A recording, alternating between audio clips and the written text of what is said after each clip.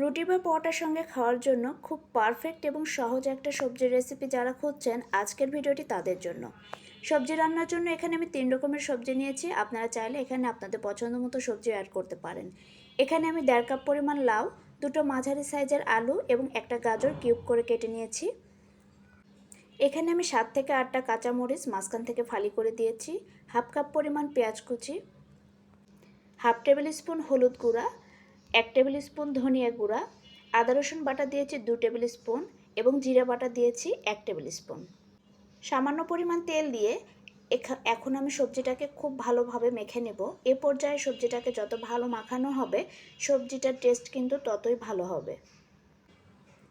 আপনারা দেখে বুঝতে পাচ্ছেন আমি সবজিটাকে খুব ভালোভাবে মেখে নিচ্ছি। আর এ পর্যায়ে একটু সময় নিয়ে সবজিটাকে মেখে নিতে হবে। দেন এখানে পানি অ্যাড করতে হবে।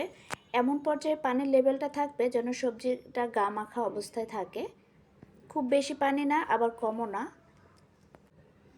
পানিটা অ্যাড করার পর ঢাকনা দিয়ে ঢেকে রান্না করব যতক্ষণ পর্যন্ত সবজিটা সেদ্ধ না হয়। আর এ পর্যায়ে চুলার আঁচটা আমি মিডিয়াম হাইয়ে রেখেছি। সবজিটা সেদ্ধ হয়ে গেছে। আমি এখন একটা কড়াইয়ে পরিমাণ মতো তেল দিয়েছি। এ পর্যায়ে তেলটা একটু বেশি দিলে সবজিটার টেস্ট কিন্তু আরও বেশি ভালো হবে। আর ফোড়নের জন্য এখানে আমি একটা তেজপাতা, দুটো এলাচ, দারচিনি এবং 5 ফোড়ন দিয়েছি। অবশ্যই 5 ফোড়নটা অ্যাড করতে হবে। আর আমি এখানে হাফ টেবিল স্পুন জিরা দিয়ে খুব ভালোভাবে একটু নেড়ে নিচ্ছি। 2 মিনিট নাড়ার পর আমি এখানে সবজিটা অ্যাড করে সঙ্গে সঙ্গে কড়াইয়ের ঢাকনাটা ঢেকে দিব। 2 মিনিট পর ঢাকনাটা উঠিয়ে আমি এ পর্যায়ে সবজিটাকে একটু ভালোভাবে নেড়ে দিব।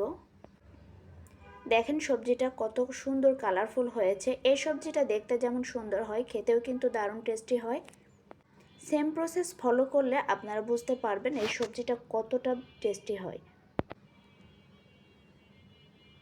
তো আমি একটু সময় নিয়ে সবজিটাকে নেড়ে দিচ্ছিলাম। আপনারা চাইলে এ পর্যায়ে 2-3 মিনিট সবজিটা নেড়েও রান্নাটা কমপ্লিট করতে পারেন। তো সবজিটা আমার হয়ে গেছে, আমি একটু বেড়ে দেখাচ্ছি। সবজিটা এখন খাওয়ার জন্য একদম রেডি।